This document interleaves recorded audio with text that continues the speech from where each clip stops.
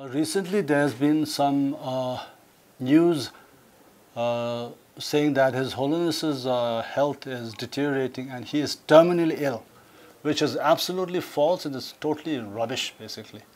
So why I'm saying this is because His Holiness has been having a very busy schedule.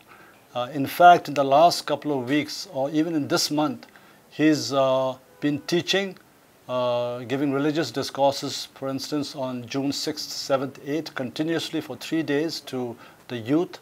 And thereafter he left for Delhi on the 10th, and on the 12th he departed for Europe to Lithuania and Latvia with very busy schedules.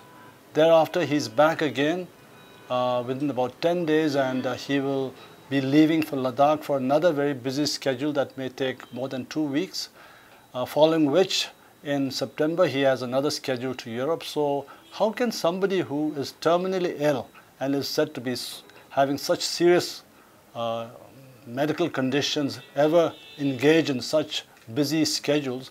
It defies common sense, and therefore I would term this as total fake news. His Holiness is keeping very well. Of course, considering his age, there are certain limitations, but considering his age of someone going from 82 to now 83, I don't think an average person of that age can manage a schedule that he is managing.